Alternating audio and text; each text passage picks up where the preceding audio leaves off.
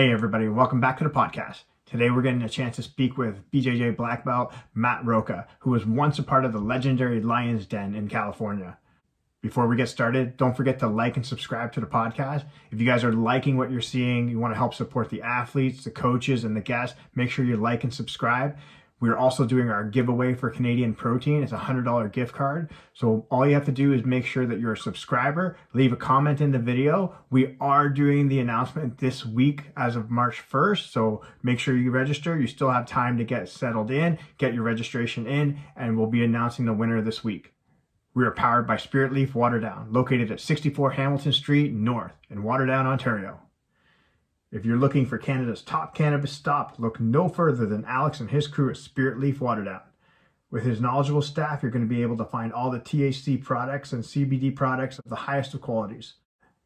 Online curbside pickup is available, and don't forget that the stores are open now, so you can also go to the store if you want. Don't forget to like our Instagram and their Instagram, and you're going to be able to save some money. We're also sponsored by Project XGuard. Project XGuard is an amazing program helping underprivileged youth get connected with jiu-jitsu throughout the GTA, and they continue to do so. If you know anybody who would benefit from the gift of jiu-jitsu in their life, and make sure that you contact us or Project XGuard, and we'll help you get them set up with some amazing instructors. Thanks everybody, and hope you enjoy the show.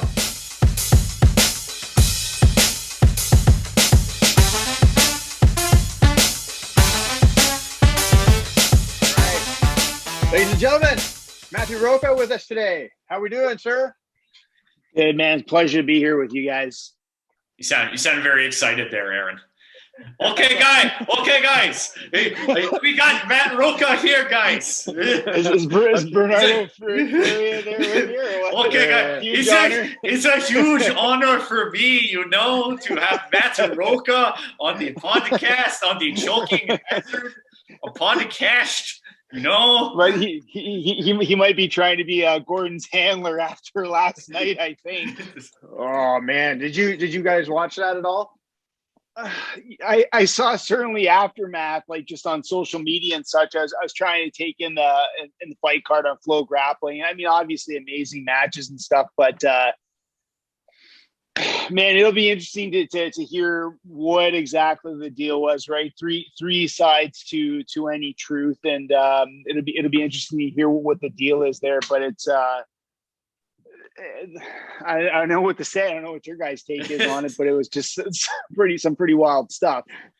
So, Aaron, I guess we'll start with this. What was your take on the situation that happened? Well, as we're recording this, it happened last night, but.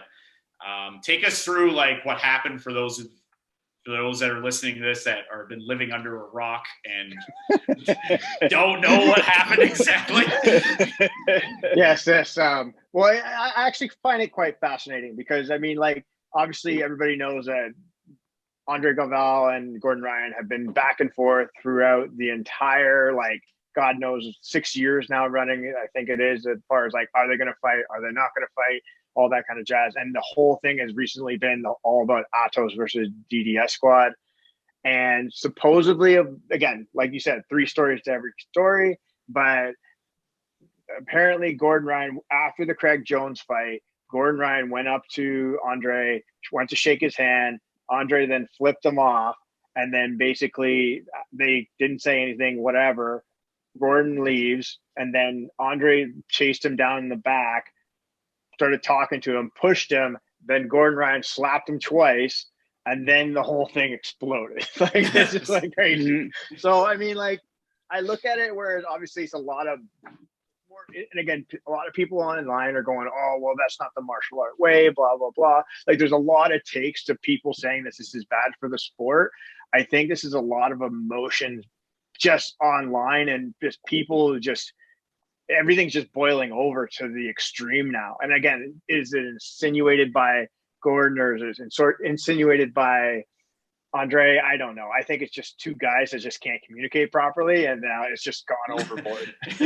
Now, maybe my ears are just failing me. I'm not a spring chicken, right? But in the one, I don't know if you even would have constituted an interview on Flow Grappling. Gordon was talking, and he said that Galvao said something to him. It almost sounded like Gordon got triggered because it was kind of a hit on Gord Sr., who obviously recently passed. And maybe I'm wrong. Maybe I misunderstood what he said, or maybe it was a slip of the tongue or something like that.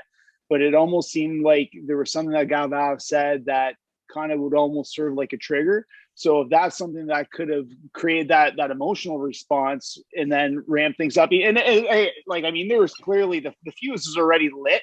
I just don't know if what that exchange was necessarily the tipping point that got it to the point where now they're really ramping things up. And if there's something that was said to show like a disrespect to Gord Sr., yeah, I can see why someone would get triggered over something like that, right? Oh, absolutely. And that's so fresh too. I mean, like, that's not like that's just happened like less than 2 months ago. So, I mean, for sure, he's definitely going to get triggered over something like that. I mean, was it a slip of the tongue? We don't know. I think we'll get more details as, you know, the couple days go by and tempers, like, they're going to find more footage, guarantee you. I know Sure. Flo's got like all sorts of angles on everything. I think the only angle they have right now of like the actual physical altercation is the one that's totally blacked out. But then you got the one where Gordon's doing the interview, and then basically like I never realized how huge Gabby Garcia. Oh my god, she's massive. Like, she's a tank. Like, to put it in perspective, you have Andre Galvao, who I've met in person, just a big stocky dude, and then Gordon, who's also he's not a small guy either, and then you have Gabby Garcia, who just looks physically more imposing than both of them somehow. Oh my like when she came over to like grab Andre, I was like, what on earth is this? Like, well, I think it caught everybody off guard because like I think it was Gio Martinez that walks up with only like one sock on or one shoe on or something like that, right? And I think everyone was just completely taken off guard by it. So I think Andrew Wiltsey was one of the people who had phone footage, like iPhone footage or something, or at least that's the perspective I got, because you could certainly hear him in the background of it. But I think that caught everybody off guard, right? But who knows what's actually taking place behind the scenes, right? No, you don't. My question is about like flow grappling. I don't know. I know you wanna hype fights, and is this a way to do it? Because like now they're putting out footage. They're definitely stirring the pot. I would say flow grappling is in this situation where they're putting out footage of like, oh well, this is Galvao flipping off Gordon in one Instagram post, and then in another one, it's the slapper around the world, Charlie Murphy. Yeah. Well, you know what? When Conor was really ripping on Khabib, I think Khabib genuinely took it personal. And I actually found myself having a lot more respect for Khabib because he said, you know, you insulted my family, you insulted my religion. And that's something that's very near and dear to his heart. So I think that really ramped things up for him. Now, the collateral on that is obviously the pay-per-view rates were off the charts. But at least as far as Khabib goes, from his perspective, that was very real. Now, what's taking place between Galvao and Gordon, who knows? And again, it's all subject to one's interpretation. And the vibe that I got off that, specifically that one interview, was that now it's becoming kind of something personal where he's taking shots at Gord Sr. And again, maybe I'm wrong. That's just how I took it. But when you get things like that going on, that definitely ramps things up. And for sure, I mean, you just look at the amount of hits on social media and how many people are watching and checking in and making comments and stuff like that. Yeah, now you've just really ramped things up in terms of interest. So if there actually is some type of a face-off, then yeah, there's going to be a lot more interest to watch that for sure. So let me ask you this, Matt, because obviously, for those of you who don't know, Matt, you used to be part of the Lions Den back in the early days of MMA, especially coming into Ontario and Canada.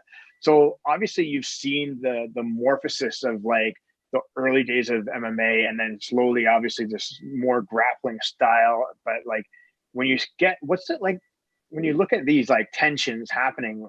Were they like are they kind of like shallow compared to the ones that you guys used to have back in the day, or is it kind of like more like, okay, things are just more out there now because of social media? You know what? I think like friction and conflict, it's been around well before MMA really went mainstream in the early 90s. And that's something that's going to continue to carry on well beyond now. Back then, it was very clear that there was a friction between, here's a blast from the past, Tank Abbott, right, his crew, right, when Tito Ortiz was a brand new dude coming out there, and he was wrestling with Tank and that crew, and then the Lions Den team, and there was a lot of stuff that, you know, maybe people just aren't aware of, like at the ultimate when Ken fought Brian Johnston. After that fight, there was almost a complete blowout behind the stage that people probably don't know about or would never know about, but that kind of thing, very real. The friction that happened between Shamrock and Ortiz because of Ortiz wearing like, let's just say, a very derogatory shirt with regard to Guy Mezger, that was very real. That was after my time. But like, if you even take it from a different perspective, like BJJ and Lucha Libre, right? So like Henzo and Eugenio Taddeo, like that stuff is very, very real. And when I competed in Shudo, Eugenio had a dude there who fought Asahi and actually upset him. He did really, really well. I think his last name's Megera. But Eugenio was there, and that might have been just after he had fought Henzo in Brazil, and that fight got derailed because there was like gunfire in the venue. Like, oh my! I mean, the stuff. Oh yeah, but I mean, at the time, that's just kind of the stuff that goes on. Obviously, we're not seeing like those extremes, and that's a good thing. But I think the conflict and friction is something that it's always going to be around, and I don't know if it's just you know, a conflict of the fact that you've got a lot of alphas together or egos or this, that, the other. But no, man, like that stuff was going on back then. It's going to continue to happen far beyond now too. I think it's really telling that like all the craziness that probably happened in like the early MMA days, when you look at like all the craziness that you've probably seen, and then you see what happened yesterday, it's not that bad in comparison, really. No, we're not seeing like gun violence in relation to like the frictions between teams and stuff like that. But I don't know. I think you've got a whole bunch of different personalities that are around. Gordon, I mean, no one could ever dispute probably the greatest grappler of this generation. And you know, he has a charisma about him, you know, and then you've got like a Craig Jones who, you know, very very talented in his own regard, but very, very different. You know, he's the one that walks up, and I do believe that him and Galvao did shake hands after that match. You've got like John Danaher, who's like, he meshes academia with jiu-jitsu, and a lot of people admire that. I certainly admire that. Yeah, just lots of different personalities, right? But yeah, it's quite the thing. There should be a reality show about Brazilian jiu-jitsu for sure, because you've got a lot of characters. I mean, Danaher Death Squad's got a ton of them, right? But a lot of talent there too. Tons of talent there. Well, yeah, I think like one of the best things that crew did was heading to Puerto Rico, so they could just like be outside of the U.S., train the way they wanted to, but like Puerto Rico is still part of the U.S., or is it? It is, right? Okay, so it's still part of it. But technically, kind of, sort of. Yeah, it's like colonized or kind of. I don't. Yeah, but I think that was good for them to get out there, and then they can kind of do their own thing. But then obviously, I think that it's like the rivalries, right? I don't think it's a martial arts thing. I think it's a gym thing where these guys are just rivals, and that's how it's going to be for a long time. Yeah. Mm-hmm. Yeah, and inevitably these guys are going to end up facing off with one another, like the Rotullo brothers. I think they're fantastic young guys, very bright, and they're already doing amazing things. They're going to continue to do amazing things. They face off with a couple of Death Squad guys. I think it was Nicky Ryan and Ethan Collinston fought them both. And now, did both of the Rutulo brothers get the wins out of that? I think they did. I believe so. I believe Cade beat Ethan. I watched that match a while ago. I thought Ethan personally won it, but he didn't get the decision. But then Ty beat Nicky Ryan. Nicky, yeah, that one. He controlled that pretty handedly.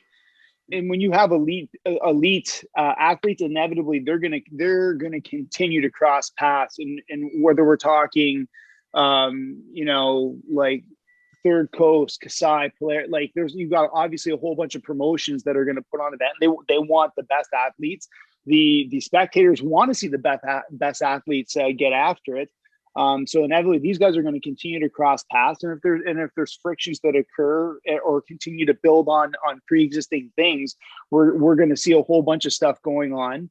I guess for the promoters, they're going to make more money because it just garners a greater degree of interest. But at the end of the day, if we're seeing elite athletes, put it on the line, bring their A game, we're all going to be treated to some pretty awesome matches, and they get the accolades from racking up some major W's, right? Yeah. And you know what? At the end of the day, like there's been so many rivalries, I think, in MMA and in jiu-jitsu. Like this isn't the first one that's boiled over, and it's probably not going to be the last. Oh no, it will not be the last. Certainly not going to be the last. No, Gordon, I think especially is an extremely outspoken dude on social media.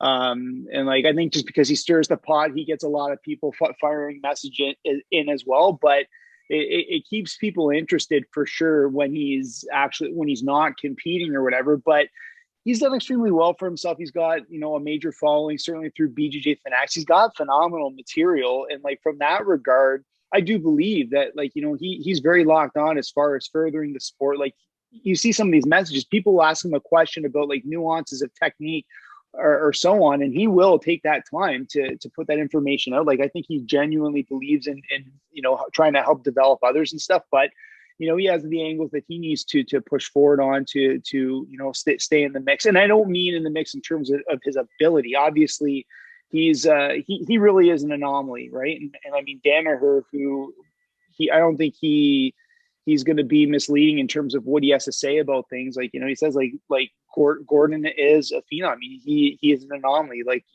who knows when we'll see someone like him again, right? So, but yeah. No, 100%. So let me ask you, like, how did you initially like get started on your path of like, whether it being with MMA and also getting connected with like the Lions Den, because reputable name, but obviously back then was one of the biggest teams at the time. So it's just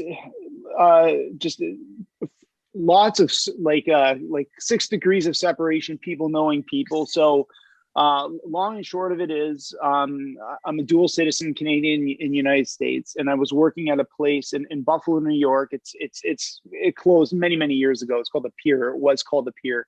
I was working there, and this would have been going back to like the not quite mid-90s, but right around that point in time.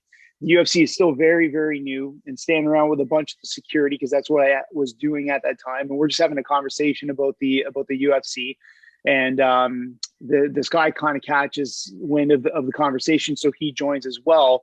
His name is Charlie Anzalone. Really, really good guy. I've known him for a long time. And the 6 degrees of separation, he worked at the airport. My mom worked at the airport as well. And guaranteed you guys would both recognize who Charlie is. You might not necessarily know the name, but he would be one of the guys with the Nevada State Athletic Commission, the burgundy suit or whatever, like kind of part balding. Guaranteed, if you pulled him up on the computer, you would find him no problem. But he had a whole bunch of side hustles on the go. He'd been a DJ forever. He promoted kickboxing fights, and he was the guy that I think was able to help Kevin Rozier get into UFC 1. So the connection was there, and you know what, he's like a social butterfly kind of guy, gets along well with everybody, so he becomes a well-connected guy. And so he joins this conversation with us and says, "Oh yeah, you're interested in the UFC, and I've got, you must have seen Kevin Rozier fight, da." And I said to him, I would love to watch one of those live? How do you get tickets to see one? He goes, well, tell you what, he goes, I've got a fighter. His name was Joel Sutton, who I'm gonna have fight in UFC 6. If you get a plane ticket, you can come with me to Wyoming. You can tag along and you get a firsthand look at it. So because of the airport connection, it wasn't a problem to catch the flight. So go to Wyoming, and I think I was 18 at the time, and just, you know, I'm like starstruck. You've got all these guys that you've been watching on all the UFCs, boom, right in front of you. Here they all are. And Ken Shamrock was fighting Dan Severn for the super fight. So meet him along with all the others. And Ken Shamrock's dad, Bob Shamrock, was there. And for whatever reason, he took a liking to me, and he liked to bust chops. So he was busting my chops anytime I ever ran into him during that point in time. It was just incredible. But you know, basically shake everyone's hands. Great to meet everyone. This was an amazing trip. Come back home.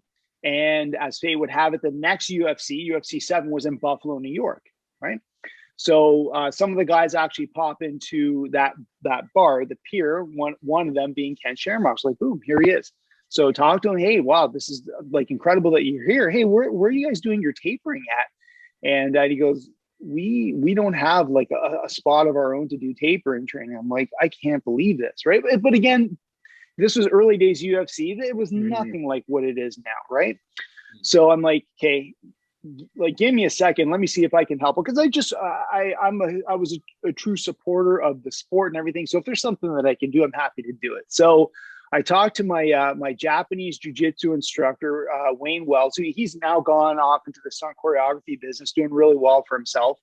And I said, Wayne, like, these guys don't have a place to train. Like, do you think we can help them out? He's like, of course we can. So we end up going to Buffalo from the Niagara region. We're picking Ken and the crew up, because Scott Bazak also fought on that card, on the undercard, picking them up, bringing them to our gym, and it's completely off the grid. Gym's closed. Ken said, can we get, you know, some boxers? Can we get some of this? Can we get some of that to kind of do some tapering with the guys?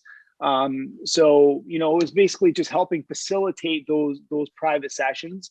And as the result of that, Bob says, you know what, we really appreciate what you did. They had taken interest in one of my training partners. And they said, you know, we want to invite, this guy's name is Ryan Labaki. We'd like to invite Ryan to try out for the team. But you know what, Matt, we'd like you to try out too. So it was kind of, to me, it was like a kind gesture. And I guess as fate would have it, Ryan wasn't able to try out at the time. He ended up trying out. He actually made it later. But at the time, everything was just kind of falling into play where there wasn't a reason to not do it. So I trained and flew out to California, tried out, and I made it. So it's kind of like, whoa, like, you know, now everything's going like a million miles a second. And I decided to go with the flow. So the next thing you know, I'm moving out to California. I joined the team. And at that point in time, I would have been about 19.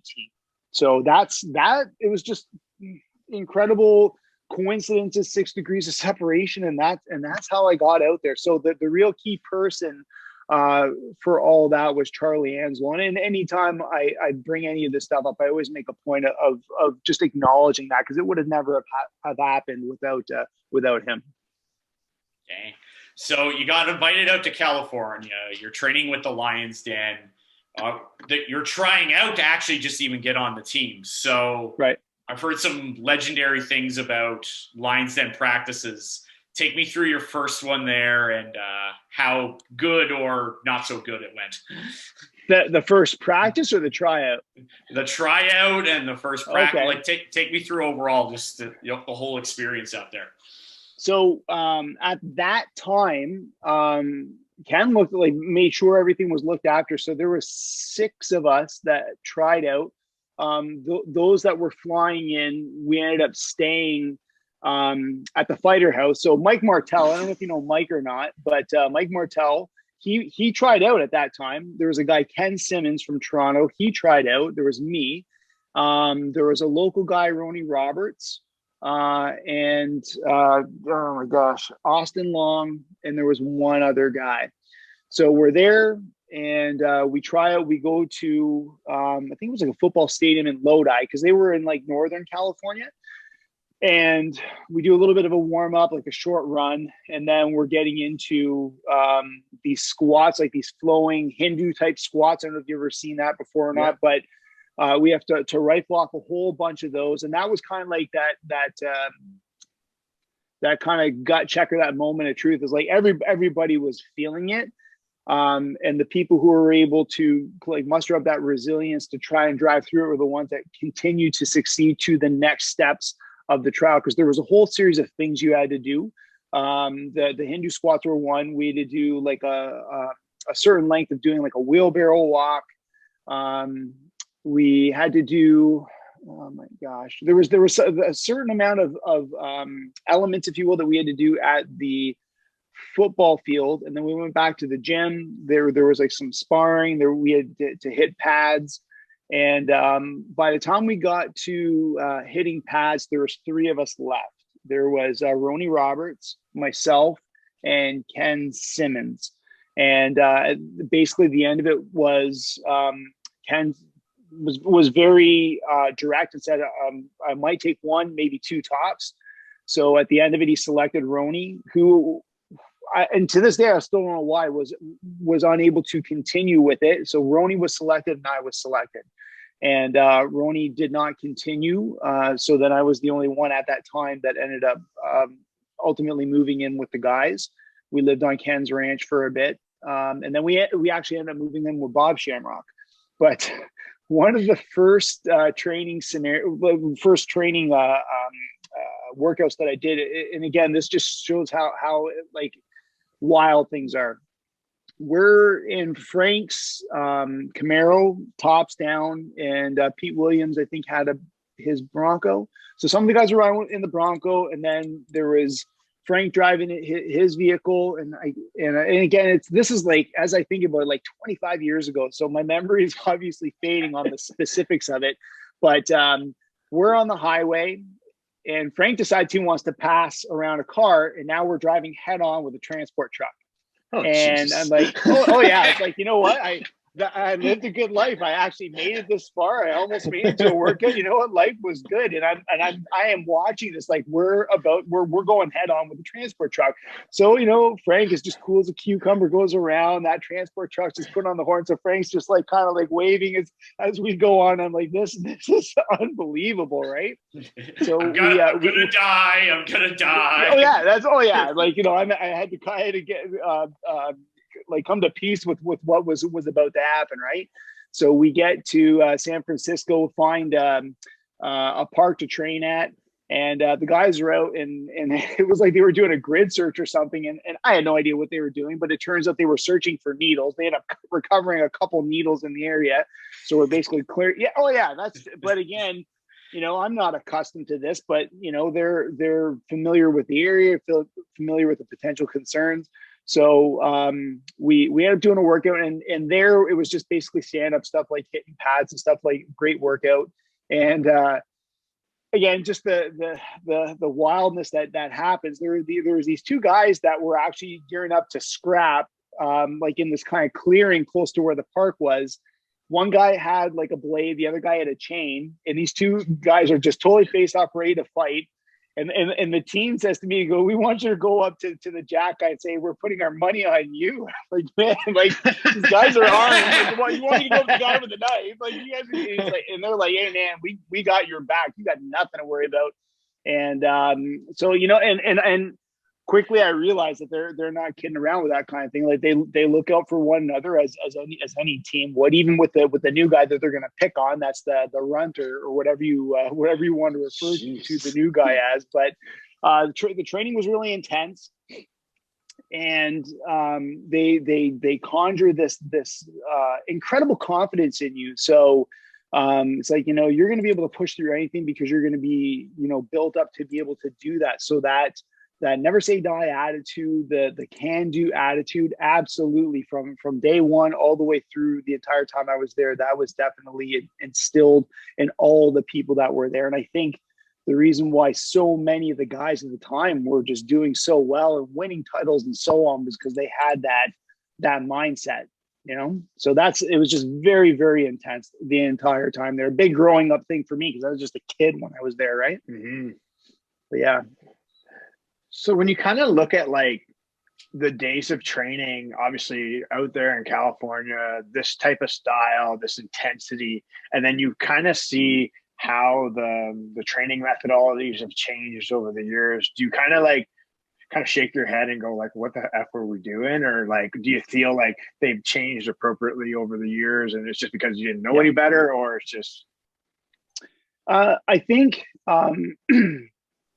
at the time, the thing that made Lions Den very special was that they really had a team approach. So you had people that were very gifted strikers. You had Guy Mezger, who was an outstanding kickboxer. You had Maurice Smith, who was an outstanding kickboxer. Mm-hmm. Ken was a wrestler. Pete Williams wrestled in high school, did really well. Jerry Bolander wrestled in high school, did really well. Mikey Burnett wrestled in high school, did really well. So you have all these people that are bringing these skill sets together.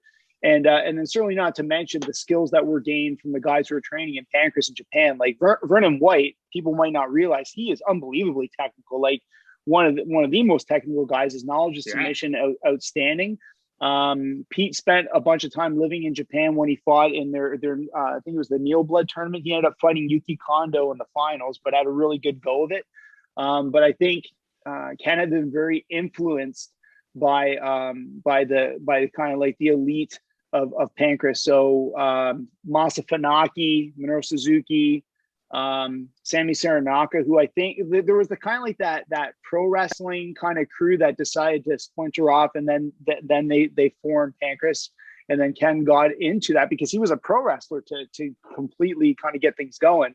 But now all of a sudden it's like, hey, you're fighting now, and it's integrating groundwork, standing, striking, and I guess as fate would have it, the UFC is kind of putting things together. So it's like, hey, here he is going overseas to fight, but now you have that kind of event happening in North America. So it's like perfect. He gets the best of both worlds and is able to do both. But it's really that style of training that influenced what we were doing. And at the time, everything made sense with what we were doing. Now,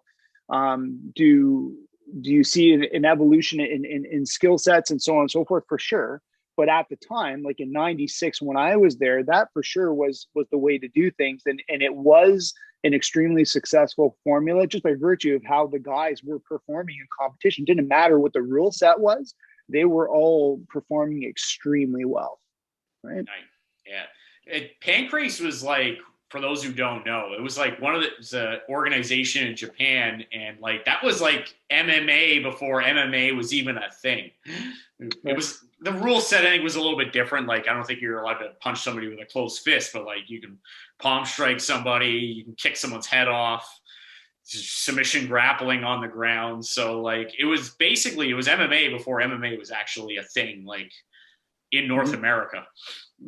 Yeah, it was very, very unique rule set. So, if you're within arm's reach of the rope and you get caught in a submission, it'd be a catch. So it's a rope break. Yeah, rope break, just like in pro wrestling. So you're still in the fight, but unless you sub the guy or KO the guy, you're realistically going to lose that fight. But that was something as a strategy that helps keep you in the fight, right? But yeah, no, there was certainly the open hand strikes, but guys get innovative when you're challenged with, what your tactics are, you're going to get innovated. So you would get guys using like a palm heel strike, but like, depending on the angle that they're using, like the way they're positioned, you could still get a ton of power and still put your weight behind. It might not be a close fist, but you could certainly still do a lot of damage with it, as they did, because guys were getting dropped by those strikes. Right.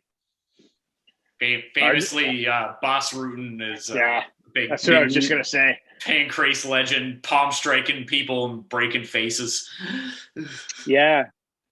I think the guy they called him Aji, and that might have been one of Boss's first fights. But he was just going full bore with the open hand strikes and the kicks too, and he ended up dropping the guy, right. So his presence was felt certainly right out of the gate. But he came from a real distinguished gym in Holland. I think there was a lot of K1 dudes that came out of Boss's gym or would have been affiliated with that gym. So like Peter Ars, Ernesto Hoost, there was a slew of guys that were doing very well in the kickboxing realm, and they all came from that same area. When you kind of look at like the individuals who you know, obviously were training with, so like guys like Ken, Maurice, Vernon White, like what was it like being in the presence of these guys? And as you look back on it now and being like, yeah, I was in the mix with all these guys at that time. You know, like to me, I think it's very critical to embrace the truth, right?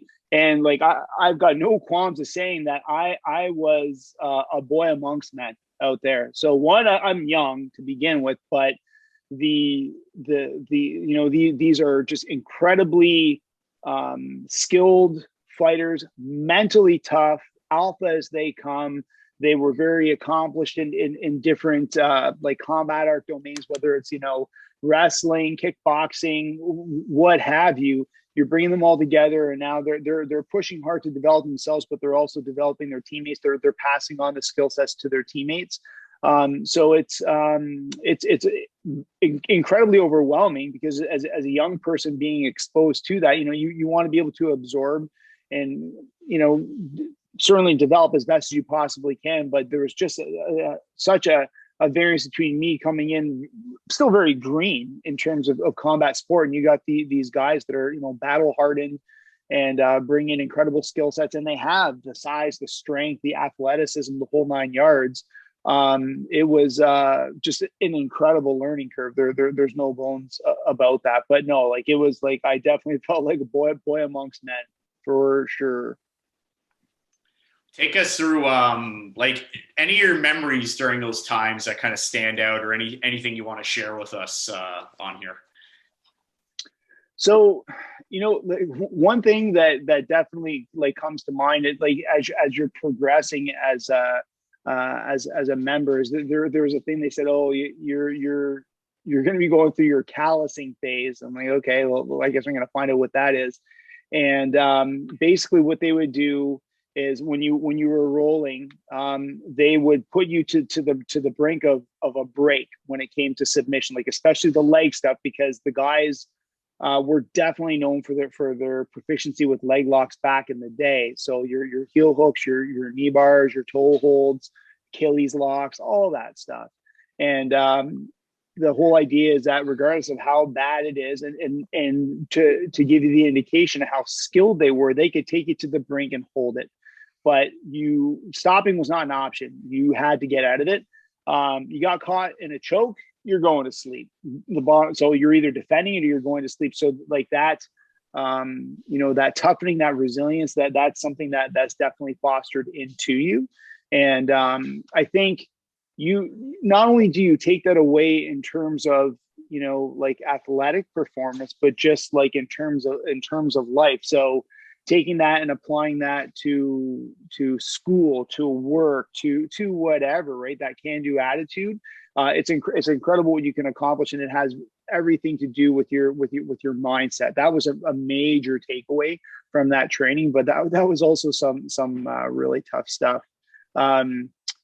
When Ken was getting ready to fight in the ultimate, when he fought Brian Johnston, he developed a really good relationship with Kim Woods, who was the strength and conditioning coach of the Cincinnati Bengals, and he was one of the co-founders of Hammer Strength. So Pete Williams and we drove cross country in Ken's truck, and to give you an idea of how incredibly generous Ken was, everything in terms of cost, everything was covered. So money for the hotel, money for meals, gas was covered, everything. He said, basically, I want you guys getting sleep, I want you guys eating well, and I want you guys to get here safely. So we drive from California to Ohio and link up with Ken, and we room with Ken. And so we're meeting up with Kim Woods, training at the corporate headquarters for Hammer Strength. And then beyond the weights and such, we were doing our other workouts, like the conditioning workouts, the grappling, striking, and all that kind of stuff too. So there was some really incredible experiences as a result of being involved with the team. And it's just that intensity of training was constant, no matter what exactly was going on. But it's incredible memories, and it's stuff that stays with you for life, right? Like, what year did Ken Shamrock get into like the WWE? I know that was well after his fighting days. Well, not really. I guess he was kind of in between. Do you remember? So that would have been right, like towards the tail end of my time there. I think it might have been the summer of '97, and it was still. I actually think it might have still been the WWF at the time. Yeah, so it would have been WWF. Yeah, yeah, and that opportunity presented itself, and I think he was trying to make decisions that were in the best interest of his family, because at that point in time, it seemed like there was a war pitted against combat sport, and I think that also has to do with how the sport itself was being promoted. So when you're trying to promote it as human cockfighting, this, that, the other, it's a prime target for someone who has an agenda. So like, what politician wouldn't want to take a run at something like that? And like things really started to go off the rails when the UFC was supposed to be in Niagara Falls, New York, because there was a few guys on the card. Trey Telemann fought in that card. Jerry Bolander fought in that card. And at the last second, we had to jump on a plane from Niagara Falls, New York, to go to Dothan, Alabama. So, and yeah, I know it sounds unbelievable, but sorry, where? Sorry, Dothan, Alabama. And I'm talking like, at least it's not East St. Louis. So the thing, so to give you an idea how bad things were, the UFC always had a contingency plan, or multiple contingency plans in place, because there was always litigation to wherever they were going to hold an event. They'd always be in the courts trying to make sure that there wasn't going to be an injunction filed to prevent that event from taking place. So in this case, initially everything was going to be good to go in New York State, and then all of a sudden the government comes in and says, oh, and by the way, you're going to wear headgear, and you're going to do this and this and this and this and this. So they try to impose all these rules at the last second, but the UFC regrouped and they were able to relocate, and I'm talking like literally overnight, get to Alabama, and that card took off, and Jerry ended up winning and again, because it was so long ago, like even the weight classes, that might have been referred to as the lightweight tournament, or light heavyweight tournament. It was like 199 pounds, and he won that. And Vitor Belfort, I believe, won the heavyweight tournament. Like it would have been a good old steroid Vitor. Oh man, and he kept getting bigger. Like each event that he came out to, like when he fought like Randy Couture, he kept getting bigger. There was a guy. He was either an IFBB pro bodybuilder or an aspiring pro, Curtis Leffler, I'm pretty sure was the guy's name. And I don't know what involvement he had with Vitor at the time, but obviously Vitor was jacked and he just seemed to get bigger and bigger at that time, right? But it's just those were Wild West days. And, you know, the UFC did what it could to stay alive, but you're going to have an unrelenting financial bleed. And it just seemed like in order to keep this sustainable, the fighters get paid less and less and less and less. Ken had, you know, four young kids at the time, 3 boys and a girl. And, you know, he's got his family to support. He's got a crew of athletes that he's trying to support. So I was like, well, what really does make the best sense? And again, my understanding of it was that the WWF was providing that financial base that could make things truly sustainable, and that's kind of where things went at that time. Yeah, wasn't there I think there was a fight. It might have been UFC, maybe like 8 or 9. It was when I think it was a rematch between Dan Severn and Ken Shamrock. Yes. Where I wasn't there. I was probably like 10 at the time, but allegedly the story I heard with that is just speaking of like some of the craziness that's like early MMA, where I think they're supposed to have a super fight. So they have a super fight, but then I think last second the rules were changed where you're not allowed to strike with a closed fist. Mm-hmm. I've heard something like that. I've even heard like if they did that, they would be arrested on the spot. Like I've heard just crazy stuff. So like it's on paper, it may be one of the worst fights you've ever seen because it's just people just doing this for half an hour. Yeah.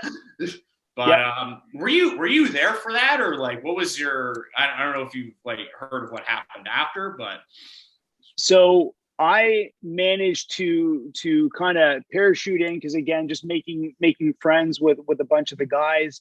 Anthony Macias was a guy that I had met. He fought Dan Severn in, I think it was UFC 4. I got to know him. He was a real kind guy. I did a lot of rolling with him back then. And I knew that he was going to be hanging out. So I ended up parachuting into Detroit. I think it was UFC 9, I think. I think it was UFC 9 in Detroit. I think it was in Detroit. Mm-hmm. Yeah. And that at the time was actually a really unpopular card because they decided to stray, at least temporarily, from the tournament. And those were single fights, right? Oh. Yeah, I'm pretty sure. And just funny because like every UFC now is single well, fights. Yeah, right. Now it's single. Yeah. And no, that absolutely is on point. That there were certain rules that they weren't supposed to have closed fist strikes, and essentially it became a situation of if you choose to do that, you're just going to continue to face fine. At the bare minimum, you're going to be facing fines. And and that definitely was occurring. There was guys who made that decision to throw fists or do whatever other things were in contravention of the rules, and then there was going to be penalties for that. So no, that's very true. As far as what happened afterwards, I'm not sure. So I think were you saying that, Mike? Yeah, that's something happened.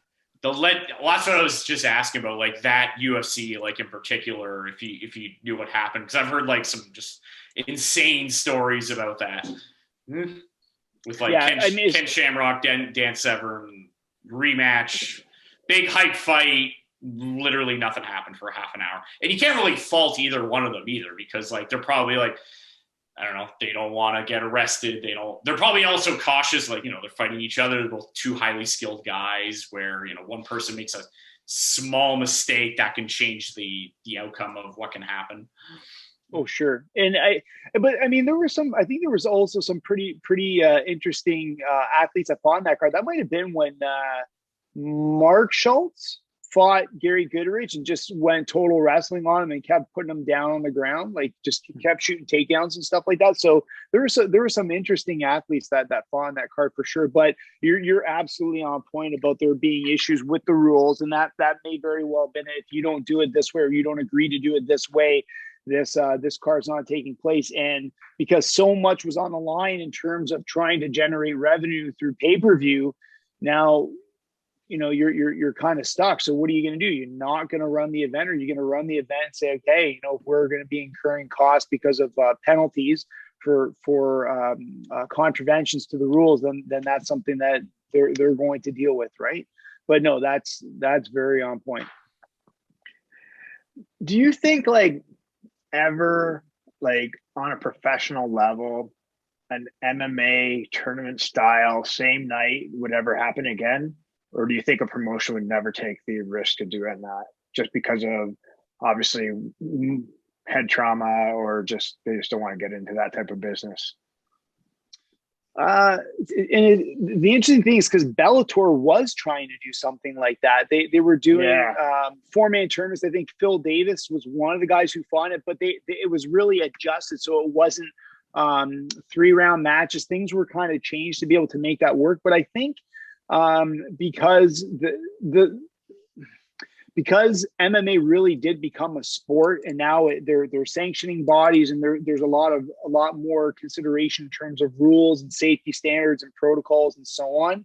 I think it'd be very difficult to sell that to an athletic commission, because at the end of the day, it would be an athletic commission that would have oversight of that kind of thing, and that I think would be a really hard sell, depending on where it is. But I think you would probably see consistency, at least as far as North America goes. If they decide to take it overseas, that might be a little bit different. But I think that'd be tough. His Mike, combat jiu-jitsu, do they do tournament style? I think they do. Combat jiu-jitsu's, I think they do like an 8-man bracket, and And they beat the shit out of each other in those combat jiu-jitsu matches. Like, it's pretty intense. Some of them kind of look like pancrase. I mean, standing, there's not like a stand-up striking element, but if you're in someone's guard, you can fucking smack the shit out of people, like, you know, Gordon Ryan did to Andre Galvao, and when all five fingers say to the face. There's already plenty of memes of Eddie Bravo grinning ear to ear about slaps and like being integrated into jiu-jitsu competition, right? So you know, who knew? It's an interesting take.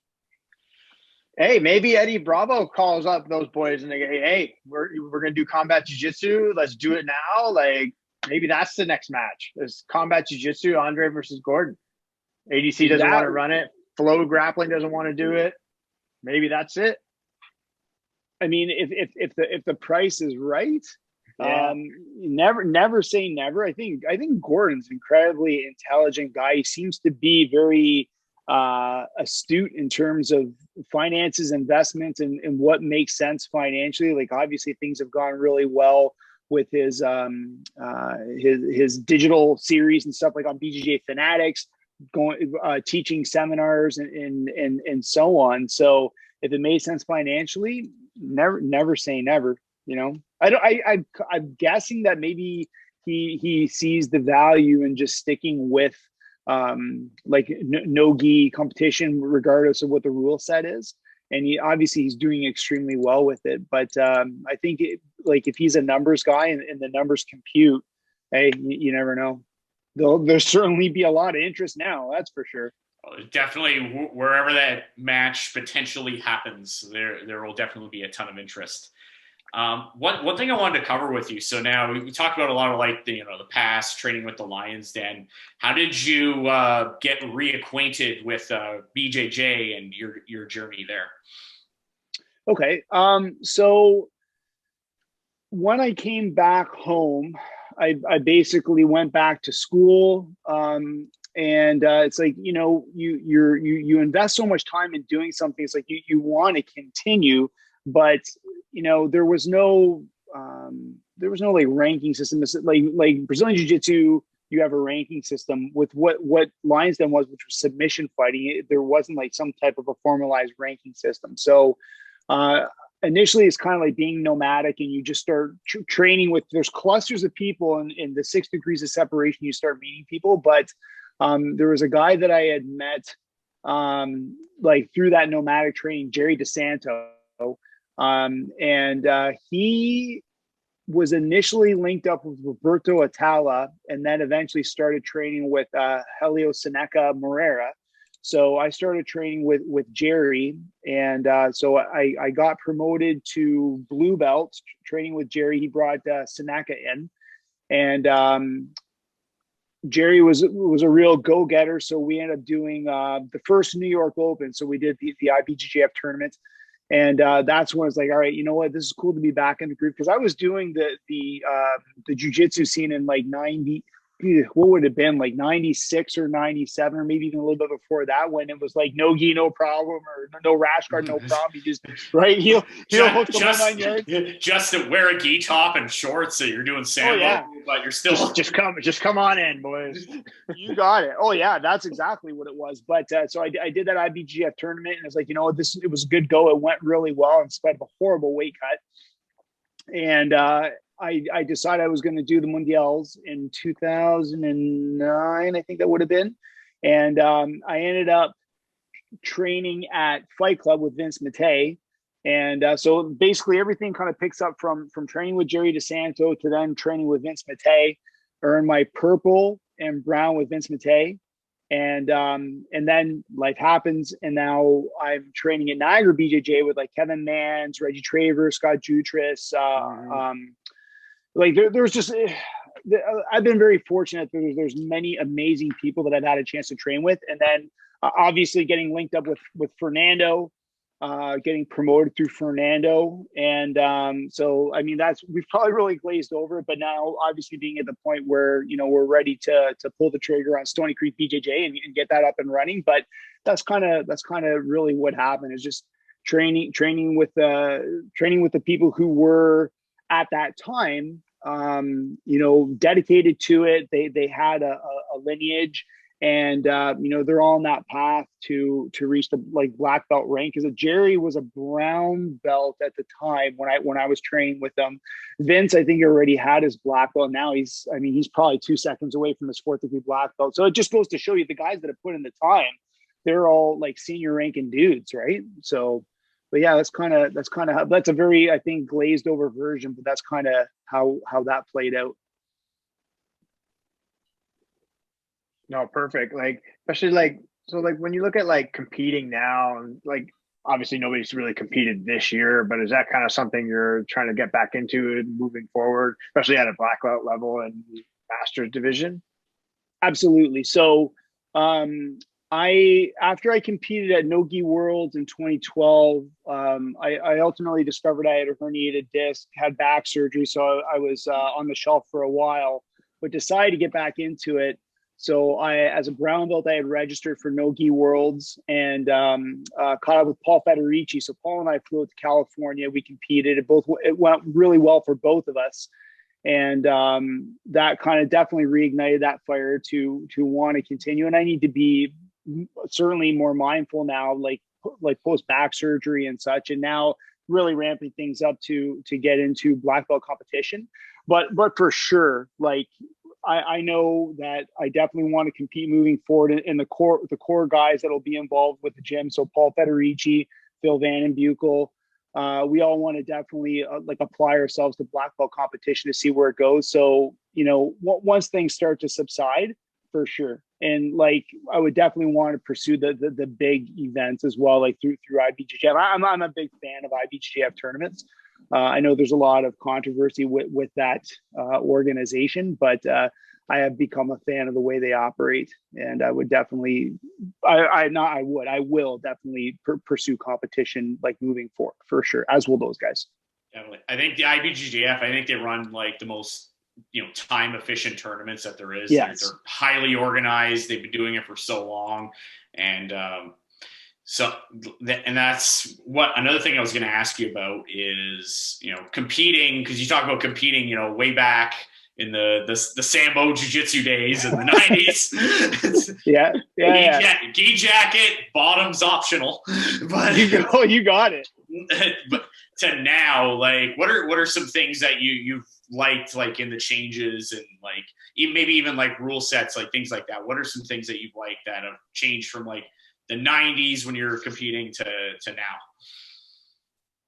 The irony is that it's almost you're seeing a revolution, because the IBJJF, I think they recognize the need to get more committed to leg submission. So the fact that now they're looking to move, we're obviously removed from it, but whatever is taking place in the US, now for the brown belt, black belt level, now they're allowing all the leg submissions that they weren't allowing before. So the heel hooks and such, I think that's amazing. The irony for me is that was a major part of my game back in the 90s. But then when I started to focus on jiu-jitsu and wanting to pursue advancement, now we're in the gi, we're really just kind of focusing on upper body submissions and such. So I found myself moving away from it.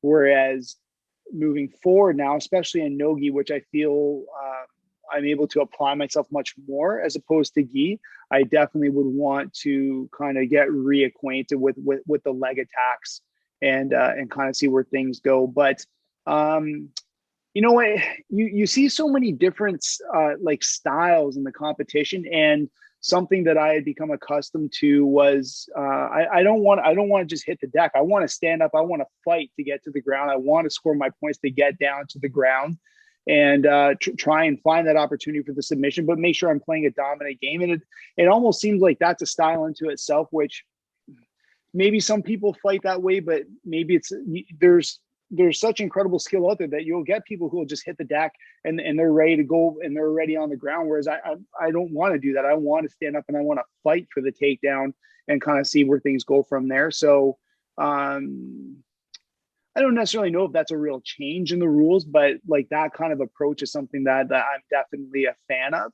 And I just look forward to trying to apply that once I get the opportunity, or once we all get the opportunity to compete again. But I'd say the big thing, at least as far as IBJJF tournaments go, is that they're really ramping things up as far as the leg attacks, which puts them on a little bit more of a competitive level as compared to say like ADCC or other major events, which are obviously like open season as far as submissions go. Yeah, I think with their rule changes, and especially in the adult divisions or the brown and black, with them adding the leg locks in there, that'll definitely it's going to change the game, and it's going to change the way athletes will approach the divisions moving forward, which I think is a good thing. Oh, for sure. I mean, I think back in the day, if you're at a BJJ tournament and you try to use some type of leg attack, but the audience would probably throw rocks at you or something like that. And it wasn't until Comprito won a Mundial, I think it was like a total. Ricardo Amendolia had with all of his stuff that he shows, and there was the footage of Comprito, and I'm pretty sure that fight, and that would have been maybe late 90s. I think it was like 98, 99 maybe, and right. He won. I think he won the absolute division with a toe hold, which is like, you think of a toe hold now, you're like, oh, a toe hold, but like in the 90s, you're like, what's that? No, the crowd goes bananas. They love it, and things really take off. And I think the real top level people recognize the value in it.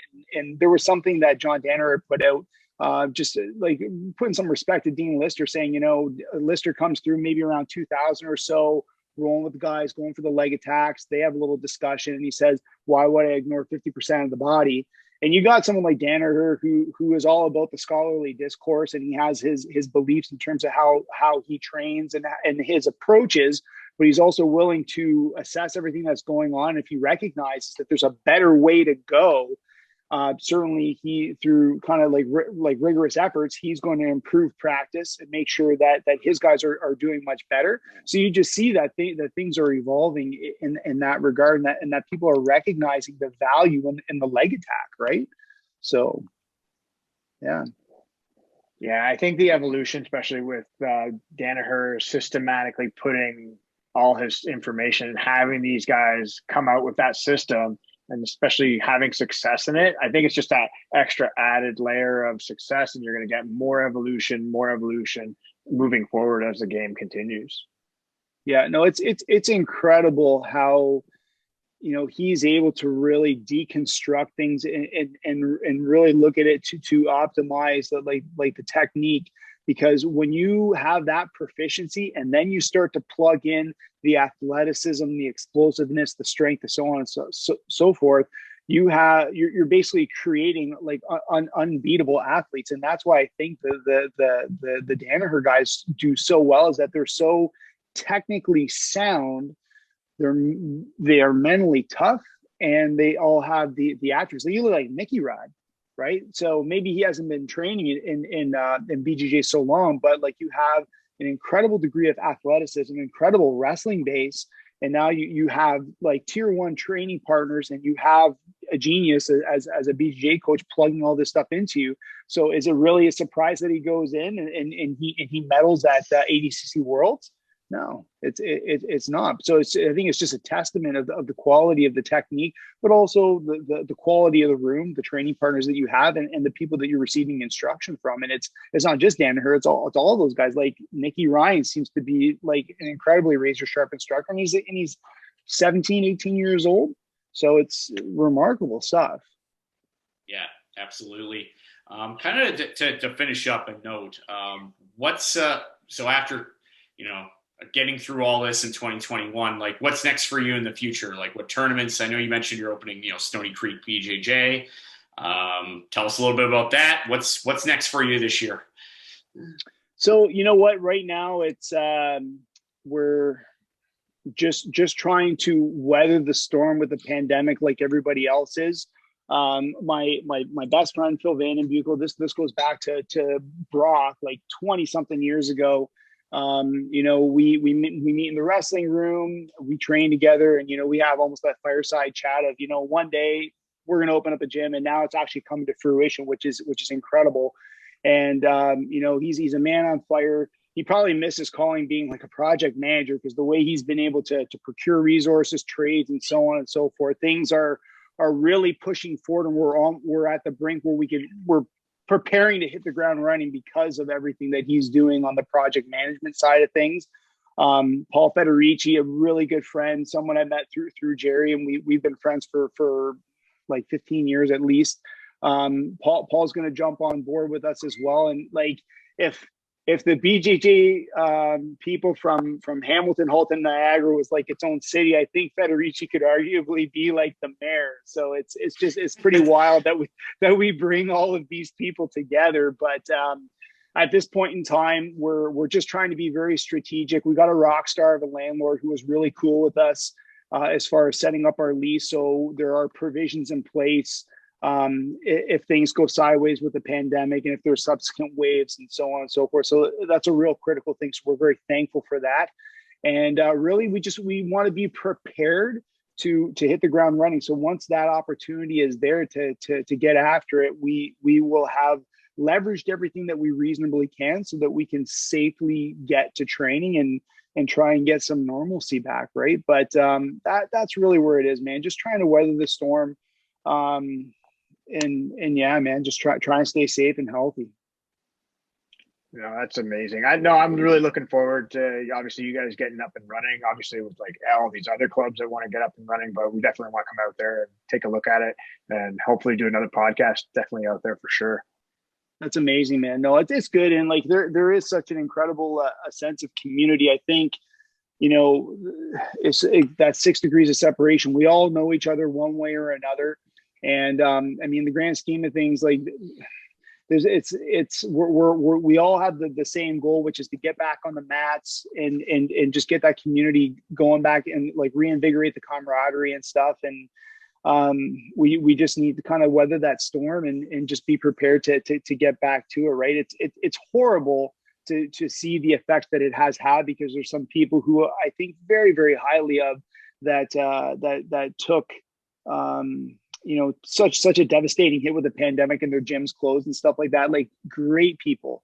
And it's a shame. And just like, I think this venture of getting into the gym business has given me a total new respect for small businesses and the challenges they have just to get up and running, let alone to become sustainable. So it's an incredible learning experience and incredible journey. But yeah, man, like we're eager, just like everybody else, just to get back to this and get things going, man. So I do wish everybody well, stay safe and healthy, and let's get to this.